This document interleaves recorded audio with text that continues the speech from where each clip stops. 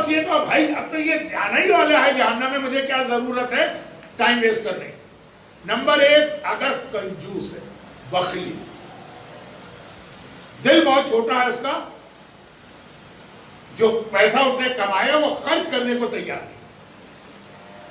اب یہ مختلف انداز سے یہ بات کہی جا سکتی ہے، لیکن ابھی اب ٹائم نہیں۔ نمبر دو، اگر حرام چیزوں میں اپنا ٹائم پاس کرتا، ایک تو تھا حرام کام کرنا، مثلا میری شراب کی دکان ہے، میں ٹائم نہیں پاس کر رہا ہوں، یہ بڑی خطرناک چیز ہے آج کل انٹرنیٹ۔ اب اگر میرا کوئی جملہ کٹ کر کے کوئی اتنا سا کاپی پیسٹ کر دے، کٹ کاپی پیسٹ، مولانا نے کہا میری شراب کی دکان، اوہو، کل آپ دیکھے گا کہ ہنگامہ ہو جائے۔ بھائی ممبر سے کہا، ہم نے خود سنا، ہم اوریجنل ان کی آواز میں آپ کو سنا رہے ہیں۔ وہ اس سے پہلے نہیں ہوگا کہ مثلا میری ایک شراب کی دکان، وہ مثلا کاٹ دیں گے میری ایک شراب کی دکان، ممبر پہ مولانا نے اعلان کیا۔ یہ ایسے آج کل بہت ہو رہا ہے، بہت ہو رہا ہے۔ تو خلاصہ یہ ہے کہ مثلا میری ایک شراب کی دکان، اب میں وہاں پہ جو ٹائم گزار رہا ہوں اور اپنا پیسہ کما رہا ہوں، یہ ٹائم نہیں پاس کر رہا ہوں، یہ میرا جاب ہے یا یہ میرا بزنس ہے۔ ٹائم پاس کرنا جب آپ اپنا جاب کر کے یا اسکول سے آ کر یا دکان سے آ کے گھر بیٹھے، اب تھوڑا سا آدمی کو ریلیکس ہو کے ٹائم پاس کرنا، جب وہ حرام کاموں میں ٹائم گزارتا، کوئی بےہودہ فلم لگا دی، کوئی گانے کا کیسٹ لگا دیا، کوئی میوزک کا کنسرٹ لگا دیا، کہا بس اب مجھے کچھ نہیں کرنا۔ اب وہ یاد کیجیے حدیث، میں نے کہا نا پیرالل حدیثیں بھی پڑھنے کا عادی ہوں لیکن وقت نہیں۔ اس کے پیرالل وہ حدیث کہ جب رسول نے پوچھا تھا کہ اے جبرائیل، ہم لوگ انسان ہنستے بھی ہیں روتے بھی، جیسے ہمیں بھوک لگتی ہے، پیاس لگتی ہے، تو رسول نے شیطان سے بھی پوچھا تیری بھوک، تیرا کھانا، تیری پیاس، تیرا ڈرنک کیا؟ تو پیغمبر نے جبرائیل سے پوچھ کیا کبھی فرشتے بھی ہنستے؟ فرشتے جیسے ایک روبوٹ ہوتے، ان کے وہ ایموشنز نہیں ہوتے جو ایک انسان کے ہیں، لیکن کیا ان کو کبھی ہنسی آتی ہے، کبھی رونا آتا ہے؟ تو یاد کیجئے، کہا کہ 3 ایسے موقع ہیں جب فرشتے بہت زیادہ ہنستے۔ کوئی کامیڈی پروگرام دیکھے تو آپ کے بھی ہنسی نہیں رکے۔ اب میں جتنا پرانا آدمی ہوں اتنی پرانی مثال دوں گا، چارلی چپلن کی فلمیں آج بھی دیکھتے ہیں تو ہنسی آ جاتی ہے۔ اب مجھے نہیں پتا چارلی چپلن کو کس طرح میں آپ کو سمجھاؤں، نہ ضرورت ہے فلموں کا بیان کرنے کی، بات ہو رہی ہے ہنسی۔ تو کہا کہ 3 موقعوں پہ تو فرشتے ایسا اتنا ہنستے۔ نمبر 1 کہ جب ایک آدمی نے اتنا پیسہ کما لیا جو اس کی ضرورت تھا، اور کما، فرشتے پیٹ پکڑ کے ہنستے کہ بھائی تمہارا پیٹ کب بھرے گا، کتنا کمانا ہے تمہیں؟ میں اس کی ڈیٹیل میں نہیں جا رہا ہوں،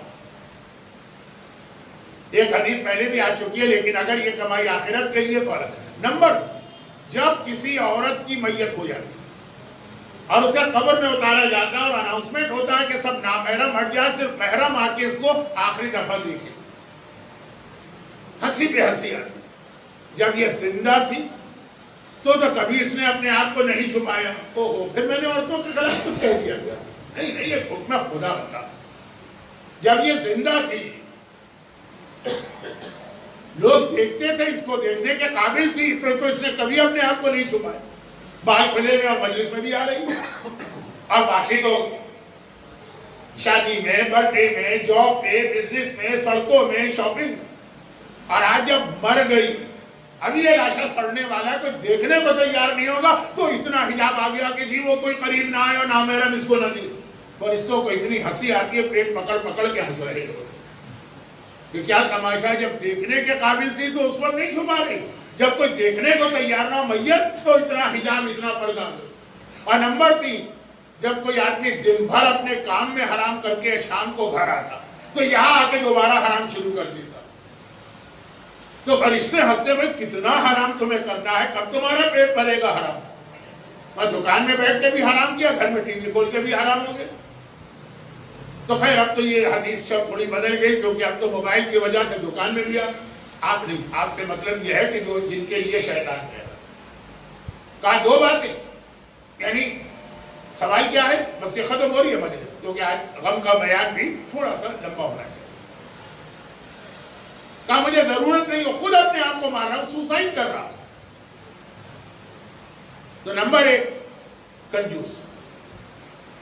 نمبر 2 اب یہ اس میں پیغمبر کی بہت حدیثیں ہیں کنجوس اور سخی کے حوالے سے. شیطان نے بھی اپنے انٹرویو میں کئی باتیں یہ بتائی. تھوڑا تھوڑا آپ کو ریپیٹ لگ رہا ہوگا لیکن کیا کروں شیطان خود ریپیٹ کر رہا. اور دوسرا یہ کہ جو اپنے ٹائم پاس کر رہا ہے وہ بھی حرام کما رہا ہے آرام سے, وہ ٹھیک گھر چلائے گا لیکن خالی ٹائم پاس کر کچھ نہیں ملے گا اسے. اور نمبر 3 یہ کہ جب وہ اپنے گناہوں کو چھوٹا سمجھنا شروع کر دے. گناہ کرتا کہ نہیں تو اتنا معمولی سا منا سا گناہ, اس میں کیا ہو جائے, سب کچھ اسی میں ہوتا ہے, وہ عادت بن جائے. بلکہ اس انٹرویو میں تو شیطان نے یہ کہا, لیکن ایک اور حدیث جہاں شیطان یہ کہتا ہے جب کوئی مومن کسی طرح میرے کنٹرول میں نہیں آتا تو میں اس کو حلال چیز کے ذریعے سے پکڑتا ہوں.